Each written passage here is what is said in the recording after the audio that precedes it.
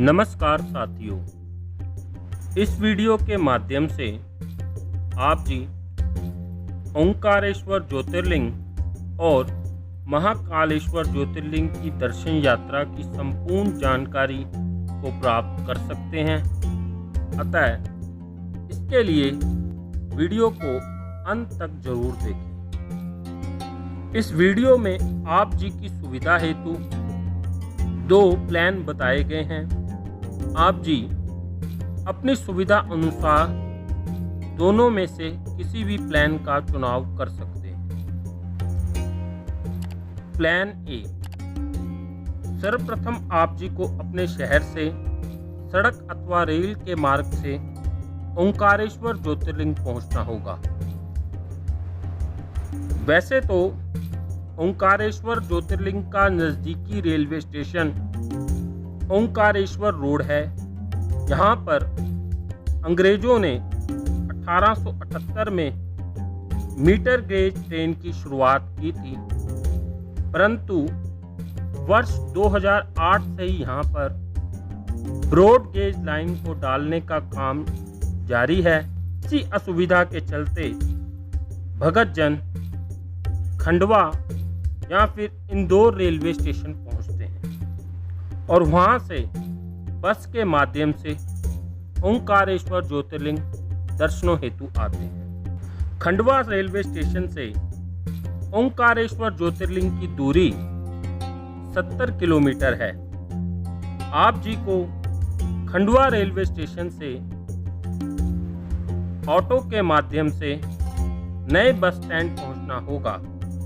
वहां से आप जी बस के माध्यम से 2 से 3 घंटे में ओंकारेश्वर ज्योतिर्लिंग पहुंच सकते हैं। यदि आप इंदौर रेलवे स्टेशन उतरते हैं तो वहां से ओंकारेश्वर ज्योतिर्लिंग की दूरी 80 किलोमीटर है।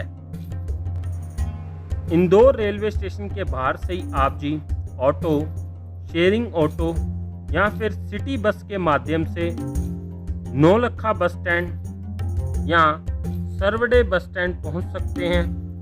वहां से आप जी को आसानी से ओंकारेश्वर जाने हेतु बस मिल जाएगी। आप जी महज 3 से 4 घंटे में ओंकारेश्वर ज्योतिर्लिंग पहुंच सकते हैं, यदि घाट पर अधिक जाम ना हुआ तो। बस आपको ओंकारेश्वर ज्योतिर्लिंग के नए बस स्टैंड पर उतारेगी।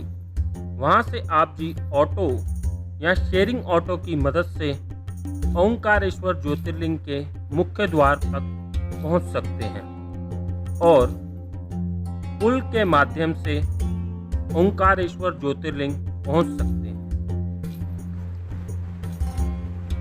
ओंकारेश्वर ज्योतिर्लिंग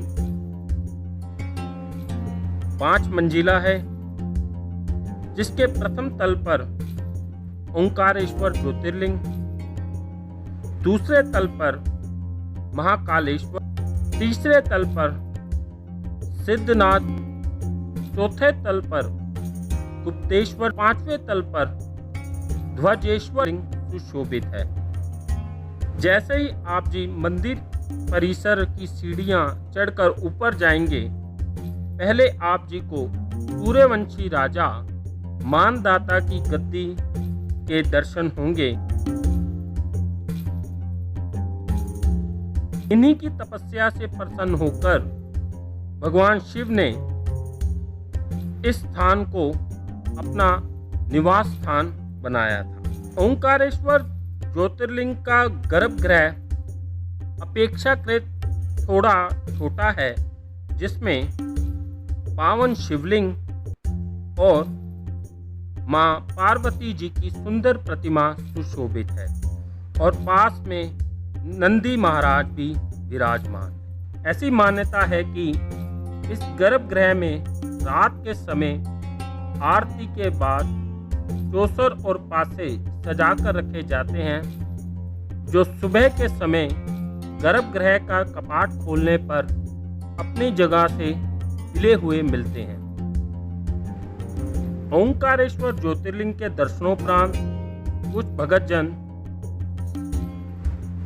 इसकी 7 किलोमीटर की परिक्रमा भी करते हैं। इसके अलावा इस पावन स्थान की पंचकोसी परिक्रमा का भी विशेष महत्व है। ऐसा माना जाता है इस परिक्रमा पथ पर 68 तीर्थ और 33 कोटि देवी देवताओं का निवास है। सिख धर्म में भी इस पावन स्थान का विशेष महत्व है। ऐसा माना जाता है गुरु नानक देव जी ने ओंकार नामक वाणी की रचना इसी पावन स्थान पर की थी। यहाँ पर उनकी याद में एक पावन गुरुद्वारा साहिब भी सुशोभित है। ओंकारेश्वर ज्योतिर्लिंग के दर्शनोपरांत आप जी कोटि तीर्थ से किश्ती के माध्यम से मां नर्मदा को नमस्कार करते हुए या फिर पुल के माध्यम से ब्रह्मपुरी पहुंच सकते हैं और वहां से ममलेश्वर ज्योतिर्लिंग को भेंट देने जा सकते हैं। ऐसी मान्यता है कि इन दोनों ज्योतिर्लिंगों को एक साथ भेंट देने से ही आपकी ओंकारेश्वर यात्रा संपन्न मानी जाती है। अधिकांश भक्तजन ओंकारेश्वर ज्योतिर्लिंग के दर्शनोपरांत शाम के समय उज्जैन के लिए रवाना हो जाते हैं। परंतु यदि आप जी ओंकारेश्वर ज्योतिर्लिंग में रुकना चाहते हैं तो आप जी गजानन माधव जी के भगत निवास में रुक सकते हैं।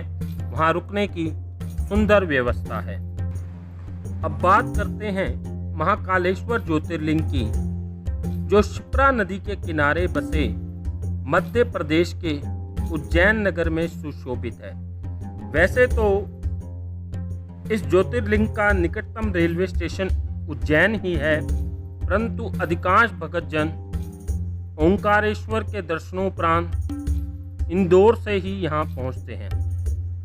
ओंकारेश्वर से महाकालेश्वर ज्योतिर्लिंग की दूरी 140 किलोमीटर है और आप जी को यहाँ पहुँचने में कम से कम 5 से 6 घंटे का समय लग सकता है।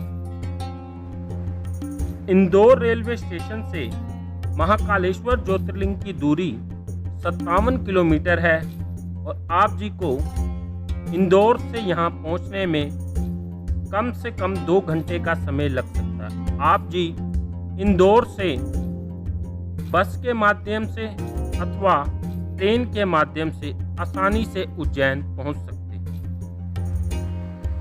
महाकालेश्वर ज्योतिर्लिंग की यात्रा से पूर्व आप जी को 2 मुख्य काम करने हैं। महाकालेश्वर ज्योतिर्लिंग की वेबसाइट पर जाकर सर्वप्रथम अपने लिए यात्री निवास में रूम बुक करना है और दूसरा भस्म आरती की एडवांस में टिकट बुक करनी है।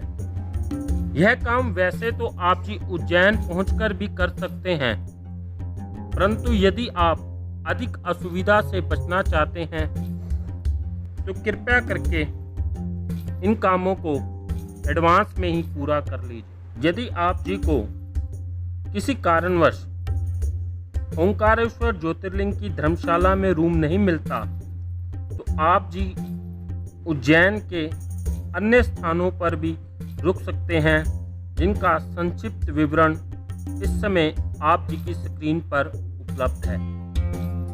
यदि आप जी की भस्म आरती की भी टिकट बुक नहीं हुई है तो आप जी ओंकारेश्वर ज्योतिर्लिंग के पास बने काउंटर से भस्म आरती की टिकट बुक कर सकते हैं। इसके लिए आप जी को अर्ली मॉर्निंग में यहाँ लाइन में लगना होगा, तब जाकर आप जी को अगले दिन की भस्म आरती का टिकट मिल सकेगा। आरती में शामिल होने हेतु पहले ड्रेस कोड लागू था, परंतु शायद उसे अब निरस्त कर दिया गया है। परंतु यदि आप जी गर्भगृह में जाकर अभिषेक करना चाहते हैं तो आप पर ड्रेस कोड अवश्य लागू होगा। भस्म आरती में शामिल होने के उपरांत आप जी